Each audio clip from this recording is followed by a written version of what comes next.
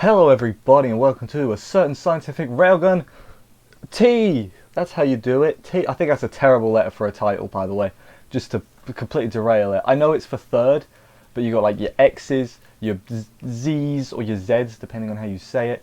V, F, T? S is another good one. T is a bit weird though. I know it's for third, okay?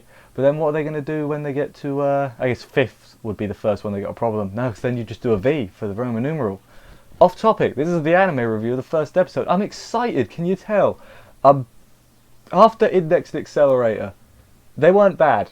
I liked both of them. But this should be really good. This should be really good. Especially when you look at the season, it's kind of a bit barren. This should hopefully be very good. You had Index, which was good source, adapted famously not very well, and then you got Accelerator, which is like bad source, but it's adapted really well and actually improved on it. So this one should hopefully be good source, good adaptation. It should be really good. I'm hype if you can't tell. Yeah, although before I watched the episode, I did read something that scared me a little bit. So apparently they're putting the Daihase arc. I can't speak. I always mess up that pronunciation of that, so I'm sorry. They're putting that in, and also the follow-up Dream Ranker, which that scared me a little bit because Daihase is longer than Sisters, and Sisters was 16 episodes, so that's going to get crammed a little bit. But if you're going to cram it in, cram Dream Ranker more. Cut more from that than Daihase, because I like that Daihase the most.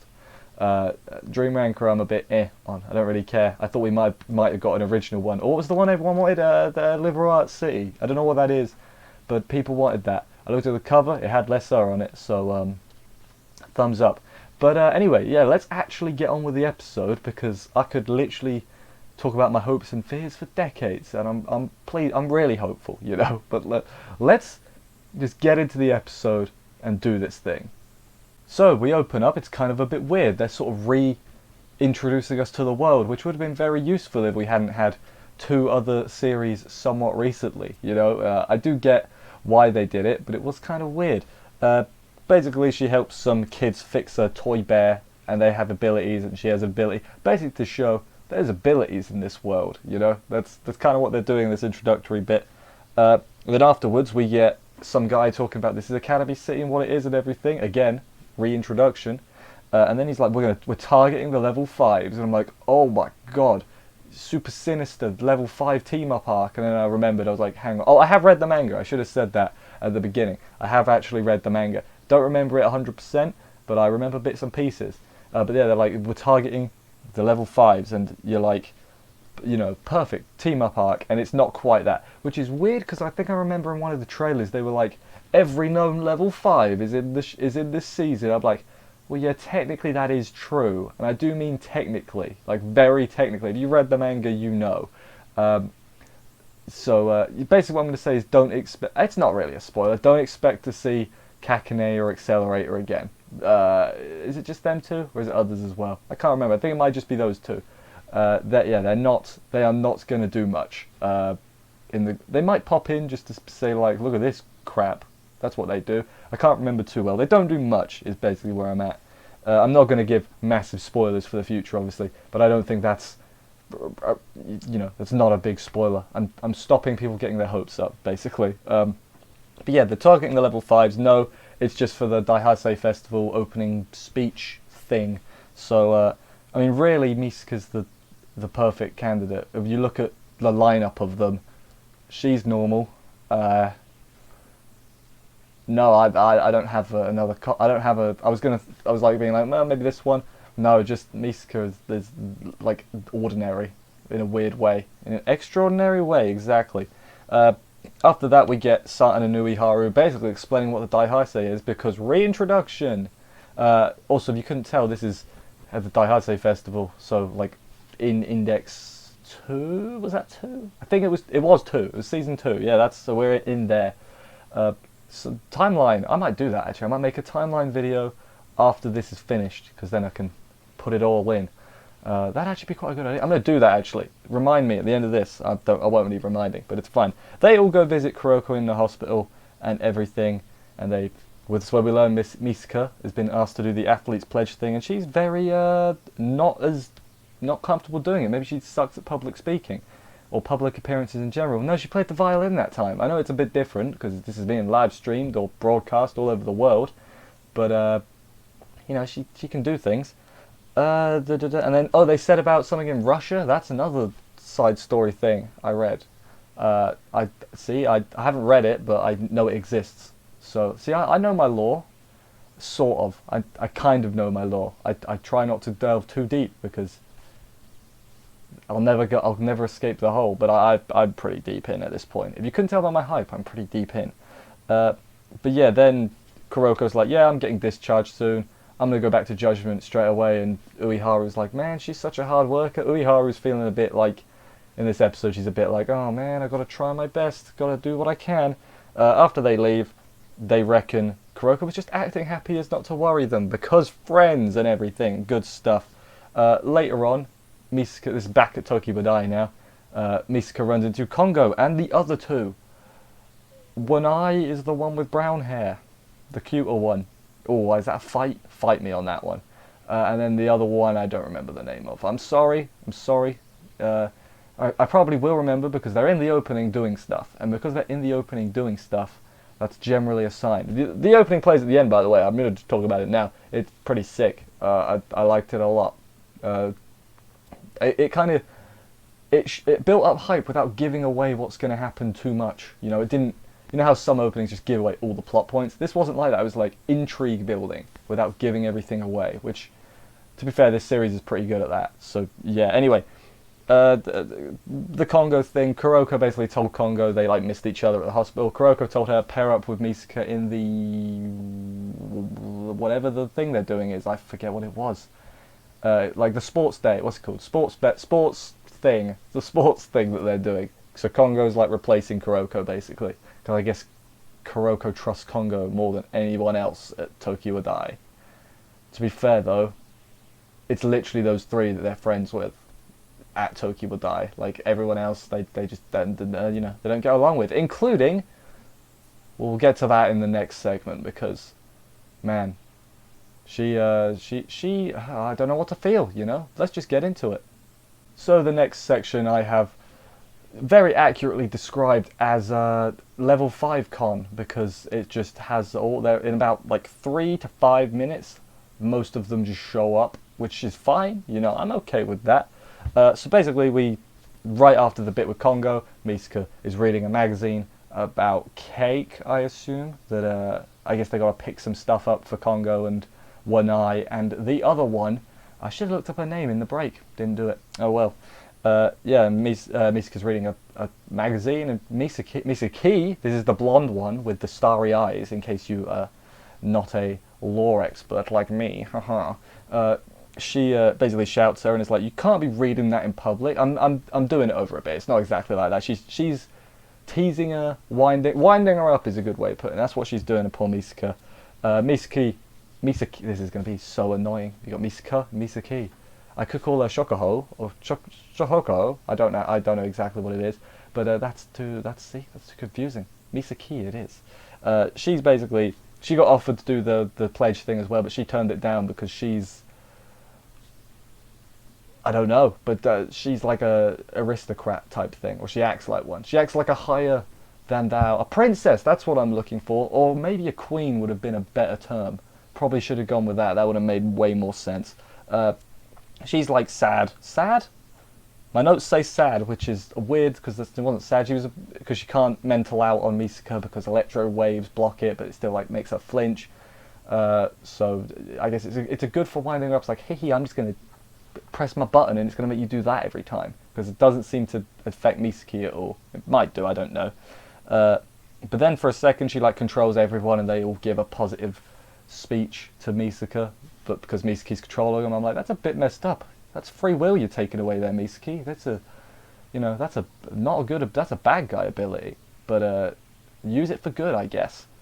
She can also like mess with memories, I think she said later on, which is, or we know that from season 2 when they shunted her in just so for that one arc. We don't talk about that one arc, do we? No, we don't. What arc was that? Silent Party? Yeah, we don't talk about that one. That one's not a good one. But anyway, after that, Misaka and Misaki, basically the takeaway from this is they don't like each other very much. I wonder why they don't like each other. I wonder if we'll find out sometime. Legit do wonder that, because as far as I can tell, it's just because they're at the same school. I've heard this stuff in New Testament, back in Index Land now, but I haven't read ahead, so I don't know. So don't tell me, because I mean, after this, I think we're all expecting them to announce a New Testament anime, aren't we? I'm expecting that at least, and if I don't get it, I'll be very disappointed. But anyway, I keep getting sidetracked. That's what happens when I talk about stuff I like. After that, it's, as I said, level 5 con. Mugino is at the pool with the rest of items. Swimsuits, hey-oh. She turns down the offer and shouts at the person on the phone, so good job. And also batters friend her a little bit. I'm sure they're the best of friends. They'll be best of friends forever, and nothing bad will ever tear them apart. Or tear Friender apart. It's funny, it's a joke, it's good. I felt bad saying that one, I'm going to be honest. After that, we have Kakane and school. We have that girl in the dress who recently got named. So, congratulations on getting a name. And the other dude, whose name I don't know, he also has a name. He's had a name for a while. But yeah, Kakane got mad and wrecked the room. And then he's mad, and he said no as well, because he's Kakane. Also, then we see Accelerator. Remember him? He's walking down the street. They try to ask him. He has no time. He's like, don't talk to me. And he like throws a building or half a building at the guy. So he's like, I'm too busy babysitting. And it's like, yeah. Because from what I remember from Index 2, you could like hear him and Last Order in the crowd at one point. So I assume Last Order was dragging him around at the Daihasei festival.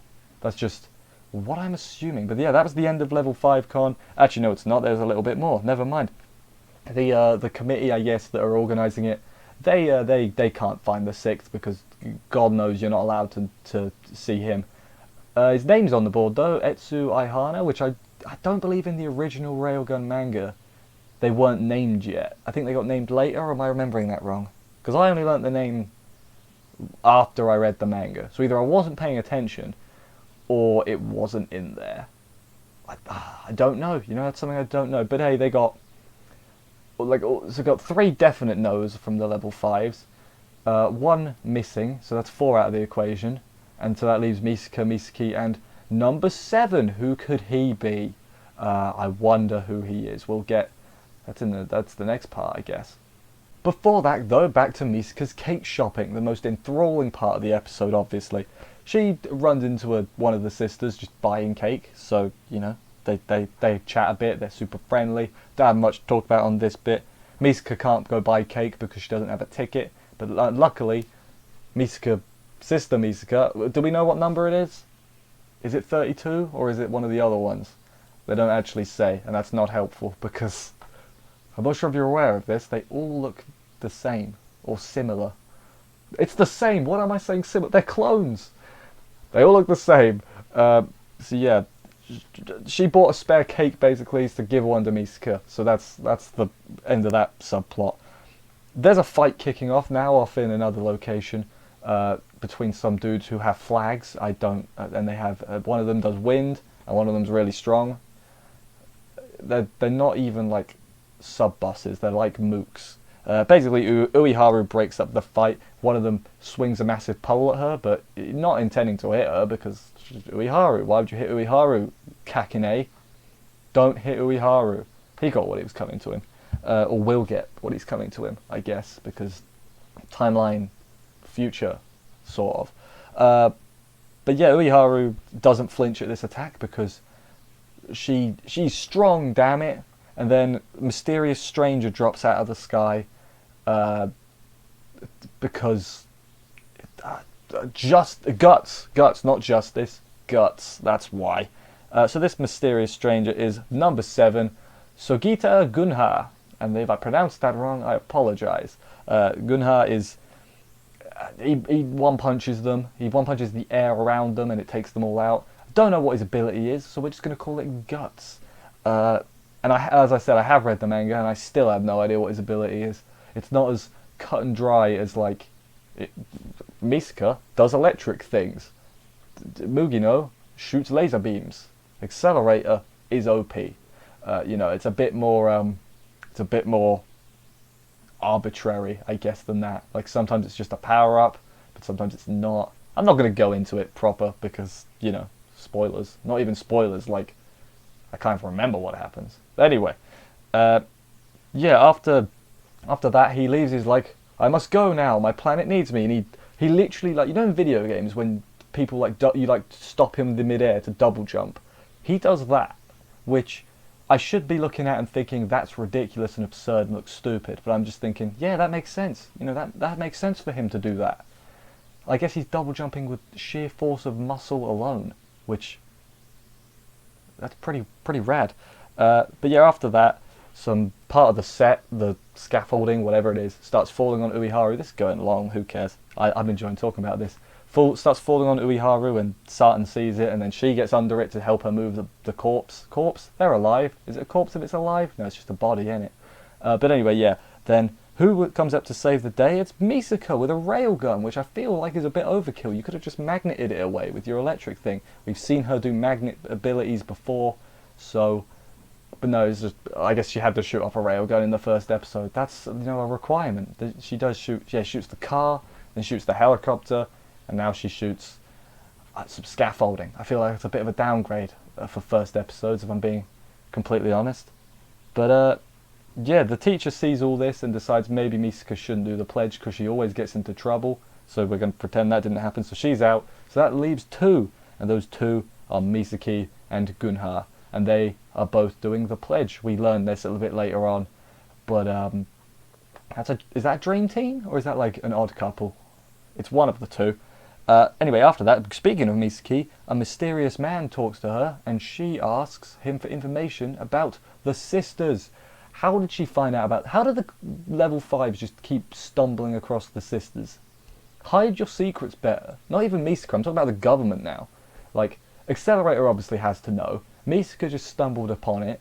Mugino found out during that arc by interrogating some random dude, and now Misaki's finding out. So who doesn't know? Kakina, he doesn't care, and the other one is Gunha. So, will he know? Will he find out? He doesn't seem like the type to not. He would care, but he's like, it's over now, you know. I'll whatever. And then number 6, obviously, number six might be a sister for all we know, just in disguise. I have no idea. But yeah, after that, Misaka gives Kuroko the cake and she like steps up, and it turns out she was doing naughty things. It's like an album with Misaka. I wonder what she was doing looking at those pictures. Kuroko, you dirty minx. But yeah, then after that, Misaka goes all like Pikachu and just electrocutes Kuroko. So that was the end of the episode. I've gone probably quite long, but hey, I like talking about Railgun. You can't tell. I'm hopeful. I'm hype. To be fair, I wasn't unhype for Index and Accelerator, but I'm more hype now. I like the Daiheisei arc. Dream Ranker exists as well, so that'll be fine. I'm being a bit harsh. It's just, you know, in the manga you had Sisters, which is really good. Daiheisei, which is really good. And then Dream Ranker is just fine. Like, it's not bad, it's just whatever. You know, I can't remember much about it, so, and it is going to be weird ending on Dream Ranker, because Daiheisei, I would say, is more climactic. But Ayo, is Dream Ranker the most recent one? It's the most recent completed arc, I think. Because I think afterwards you got the one they're on at the moment. I can't remember. It's been a couple months since the 14 came out in English. 15 comes out soon. Anyway, I'm hopeful. You know, the opening's cool. The characters are there. Toma's there with Gunha, and the ladies are there. Kuroko's up and about, despite being in the hospital this episode, so that's exciting. I'm excited, you know, if you can't tell, very excited. As I said, have read the manga, haven't forgotten, haven't remembered most of it. I remember bits and pieces, I remember like certain things, but I don't remember what links them together. So that's going to be exciting. But next week looks like the festival, the Hasei festival, is going to kick off proper. I'd be interested to see sort of, is supercut the right word? Like chronological, like here's what, you know, this part of Railgun happens, then this part of Index happens, but that's a lot of work, so, you know, and people haven't done that for Sisters yet as far as I'm aware, so it's not going to happen here. Also, like, it's not really related to Index Daihasei Festival. It just happens to happen at the same time. So, yeah. Anyway, um, I think I got all my facts right. Hopefully, I have. If I said anything wrong, please shout at me in the comments. Don't shout at me. Just say politely. Correct me. Anyway, thank you everybody for watching this review. I hope you enjoyed it. If you did, subscribe, like, comment, all those other things. Let me know if you're excited like I am. I forget what else I say. I'll see you next week for another episode of this. Check out the main channel as well. Subscribe to that. There's videos on there as well. I'll see you next week for another episode of this, as I said. And bye, guys.